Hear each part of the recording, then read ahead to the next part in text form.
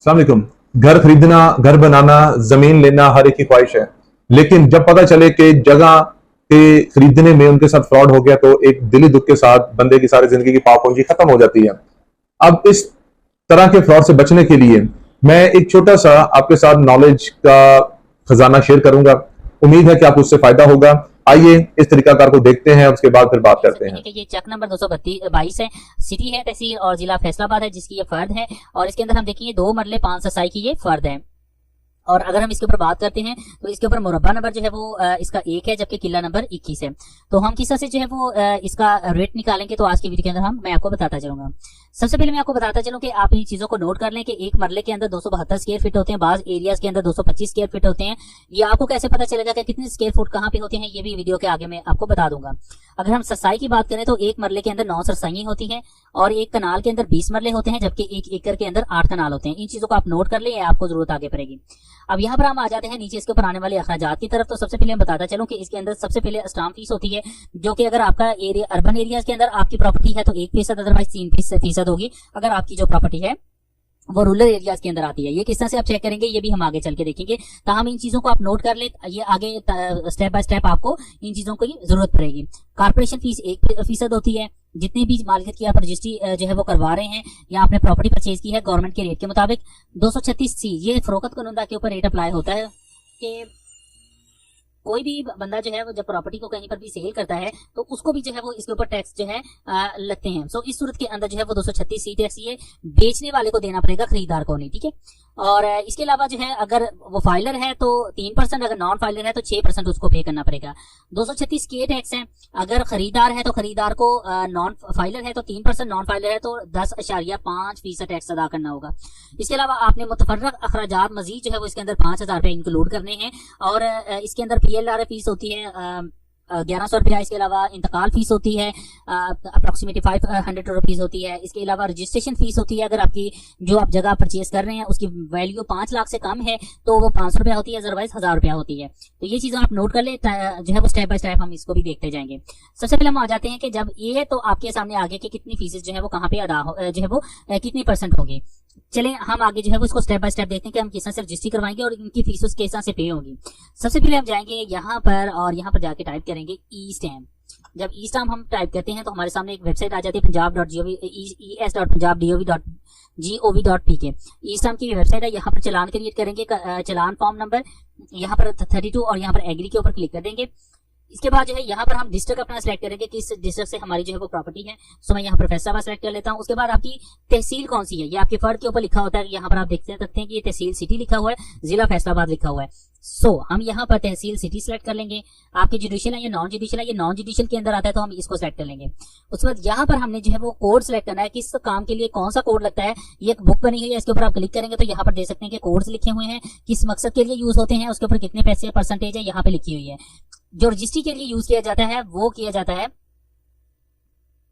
Convention 23 और यहाँ पर देखेंगे कन्वेंशन 23 है। और इसके अंदर भी यहाँ पर देख सकते हैं कि लिखा हुआ है कि 1% जो है वो अगर आपके अर्बन एरियाज के अंदर है और इसके अलावा जो है वो 3% है वैल्यू अगर जो है वो आपका रूरल एरियाज के अंदर प्रॉपर्टी फॉल करती है। 500 रुपया आपके ऊपर एडिशनल फीस होगी, रजिस्ट्रेशन फीस अगर आपकी रजिस्ट्री जो है वो 5 लाख रुपए तक है और 1000 रुपया होगी अगर 5 लाख से ज्यादा है।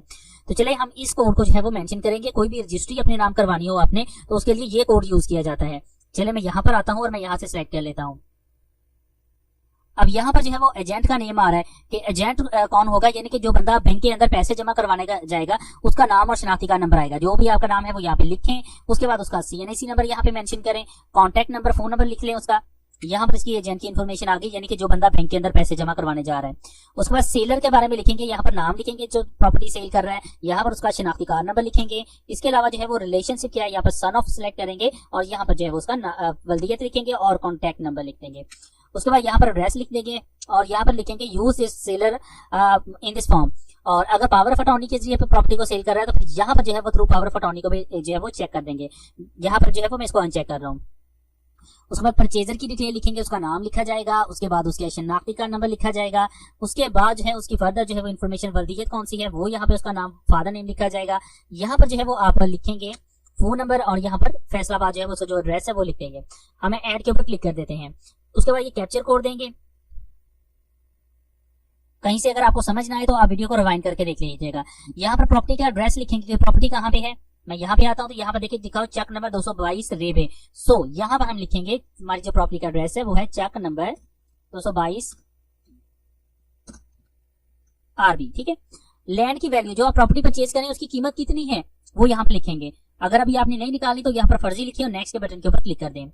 यहाँ पर इंपॉर्टेंट नोट आ रहा है, इसकी आपने टेंशन नहीं लेनी क्योंकि अभी जो है वो इसको अपडेट किया जा रहा है। तो यहाँ पर उसने नोट दिया है कि बाज एरियाज को अभी तक जो है वो उनके रेट्स को अपडेट नहीं किया गया है, तो उस वो फर्दर जो है वो जल्द उसको जो है वो अपडेट कर दिया जाएगा, इन प्रोग्रेस है। ठीक है, ये नोटिफिकेशन अभी तो कुछ दिन तक आएगा, उसके बाद ये रिमूव हो जाएगा। हमारी जो प्रॉपर्टी है अर्बन है या रूरल एरियाज के अंदर है, आपने यहाँ से सबसे पहले अर्बन में चेक कर लेना है। मैं यहाँ पर जाता हूँ, अपना डिस्ट्रिक्ट फैसलाबाद सेलेक्ट करता हूँ, तहसील कौन सी है, सिटी है जो कि हमने फर्द के ऊपर देखी थी। ये तमाम इन्फॉर्मेशन जो पूछ रहा है हमसे ये आपकी फर्द के ऊपर लिखी होती है। तहसील सिटी आ गई है, उसके बाद ये टाउन कौन सी है, म्यूनिसिपल कॉर्पोरेशन आ गया जी। उसके बाद यहाँ पर आते हैं तो यहाँ पर देखें तो यहाँ पर आपने डिफरेंट सिटी के अंदर है, कौन सी आपकी तहसील के अंदर है वो आपने सेलेक्ट कर लेना है। कौन सा एरिया लगता है यानी कि वो आप यहाँ से सेलेक्ट कर लेंगे।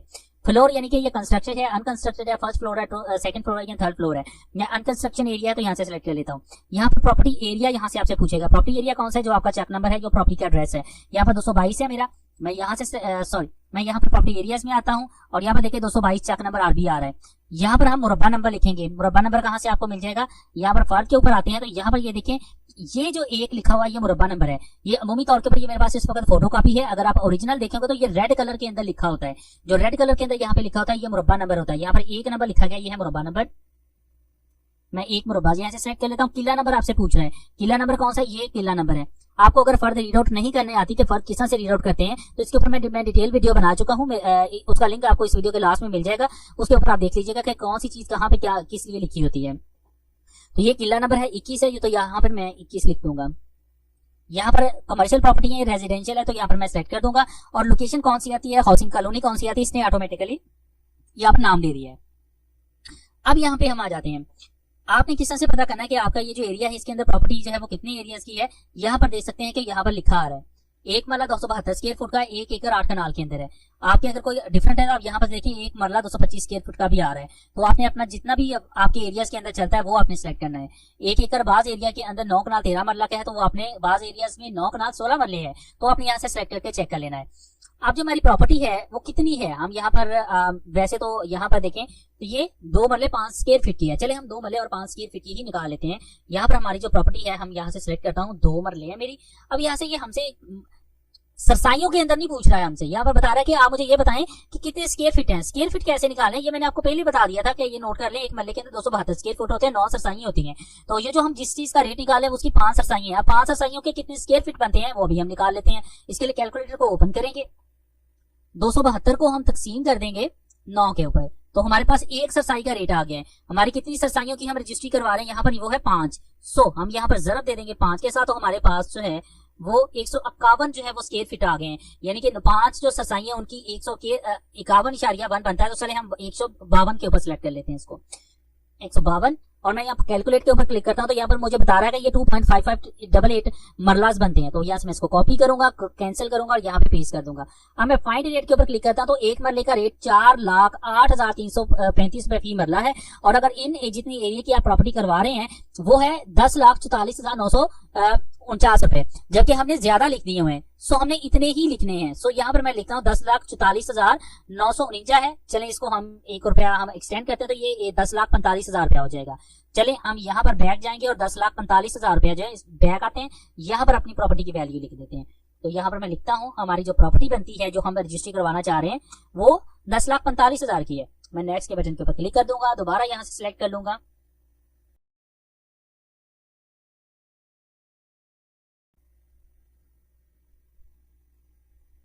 ओके जी, अब मैं यहाँ पर देख सकते हैं कि हमारी जो प्रॉपर्टी है उसकी वैल्यू बनती है 10,44,949 रुपए। तो हमने यहाँ पर जो है वो 10,45,000 रुपए जो है वो मेंशन कर दिया है। तो यहाँ पर थोड़ा सा भी जो अमाउंट होती है उसके कम ज्यादा करने से कोई खास फर्क नहीं पड़ता।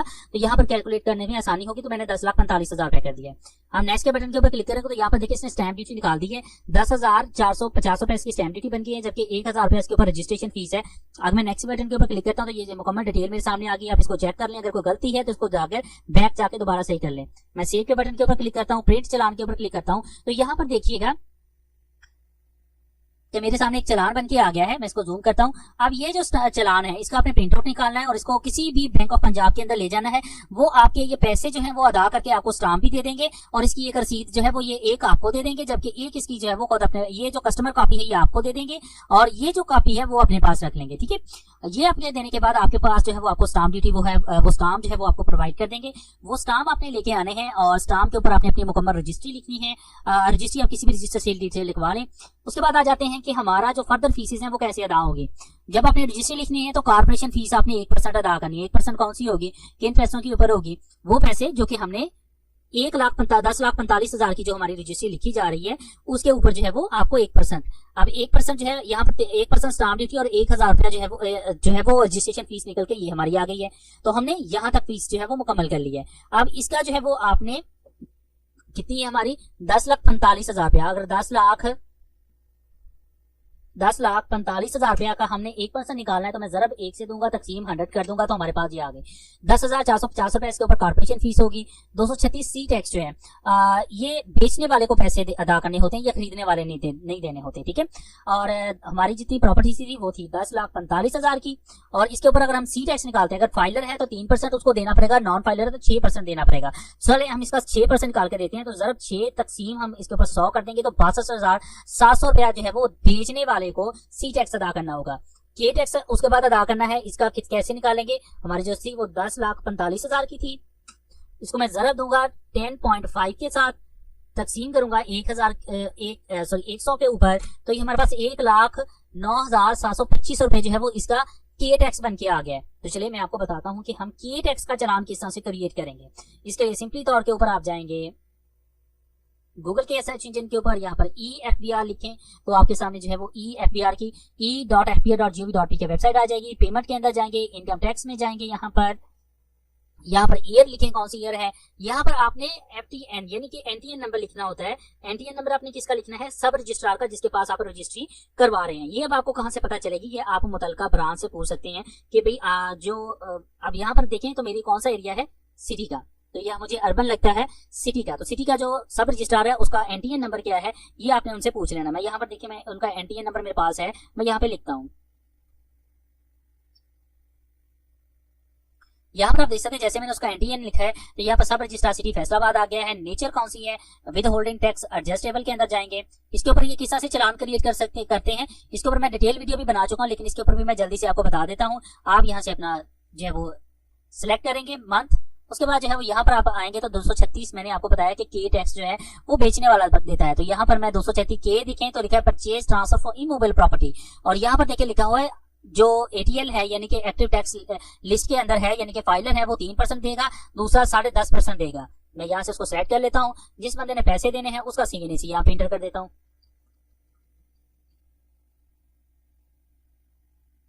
यहाँ पर देख सकते हैं उसने कहा कि इसका कोई रिकॉर्ड नहीं है हमारे पास, यानी कि ये बंदा नॉन फाइलर है। यहाँ पर आप उसका नेम लिखेंगे, यहाँ पर उसकी सिटी सिलेक्ट करेंगे कौन सी है, फैसलाबाद हमारा सिटी था तो मैं यहाँ पर फैसलाबाद सिटी सिलेक्ट कर लेता हूँ। यहाँ पे मुकम्मल एड्रेस लिख दें। जहां पर आपका इंडिविजुअल है या बाकियों के कोई बिजनेसमैन है कौन सा है, मैं यहाँ पे इंडिविजुअल हूं तो यहाँ पे इंडिविजुअल लिख देता हूँ। अब यहाँ पर अमाउंट लिखेंगे हम रजिस्ट्री की जो हमारी थी 10,45,000 रुपया, इसका हम निकालते हैं यहाँ पर 10.5 लिखते हैं तो यहाँ पर देखें 1,09,725 रुपए आ गया। हमने कितने निकाले थे, 1,09,725 रुपए।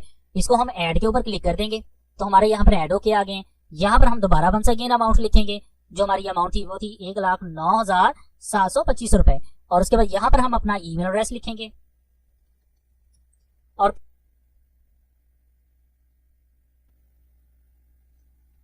ओके यहाँ पर आपने तमाम चीजें फिलअप करने के बाद क्रिएट के ऊपर क्लिक करना है। जैसे आप क्रिएट के ऊपर क्लिक करेंगे तो आपका एक चालान क्रिएट हो जाएगा, वो आपने बैंक के अंदर ले जाके जिस तरह से हमने पहले इस तरह से ये एक चालान हमारा क्रिएट हुआ था, इसी तरह से एक FBR का भी चालान आपके सामने क्रिएट होकर आ जाएगा। वो किसी भी बैंक के अंदर आप जाके अदा कर सकते हैं। इस वक्त कुछ वेबसाइट के अंदर इशू आ रहा है सर्वर का, जिसकी वजह से वेबसाइट काफी स्लो है, जिसकी वजह से वर्किंग नहीं हो रही। आप क्रिएट के ऊपर क्लिक करेंगे तो आपका चालान बन जाएगा। बैंक से जो है वो आपकी पेमेंट करने के बाद जो है वो जो रसीद है उसकी वो आपने साथ लगा देनी है। इसी तरह से 236C जो बेचने वाला है उसके भी बेच के पैसे जो है वो साथ आपने अटैच कर देने हैं। उसके अलावा जो है वो आपने पीएल वाले चार्जेस जो होते हैं वो 1100 रुपए आपने पे करने होते हैं अगर आपकी रजिस्ट्री जो है कंप्यूटराइज रिकॉर्ड है, क्योंकि हमारा इसका जो है वो मैनुअल फर्द है, सो हमें वो 1100 रुपए अदा करने की जरूरत नहीं है। तो आपने उसके बाद अपनी जो रजिस्ट्री है वो उसको रजिस्टर सेल डीड से लिखवानी है। लिखवाने के बाद जो है आप उसको सिंपली तौर के ऊपर सब रजिस्ट्रार के सामने पेश होकर वहां पर अपनी स्टेटमेंट्स को रिकॉर्ड करवाएंगे, तो आपकी रजिस्ट्री जो है वो मुकम्मल होकर आपको विद इन 7 डेज जो है वो मिल जाएगी। उसके बाद जो है वो आपने अपनी प्रॉपर्टी जो है वो आपने रजिस्ट्री लेनी है, उसके बाद पटवारी के पास जाके अपना इंतकाल जो है वो अपने दर्ज करवा लेना है और जगह आपके नाम के ऊपर मुंतकिल हो जाएगी। बिल्कुल, अब ऐसा ही है कि जैसा कि अब नॉलेज का एक खजाना जिसकी चाबी अब आपके हाथों में दे दी गई, अब आपने देखना है कि जमीन की रजिस्ट्री को अपने नाम कैसे करवाना है और किस तरह से छोटे छोटे पॉइंट पर पैसों के फ्रॉड से कैसे बचना है। इंशाल्लाह मैं आपके लिए मजीद इंफॉर्मेटिव मूवीज लेकर आऊंगा। आप मेरे चैनल को सब्सक्राइब,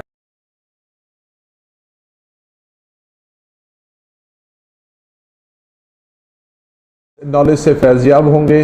अल्लाह हाफिज। पाकिस्तान जिंदाबाद।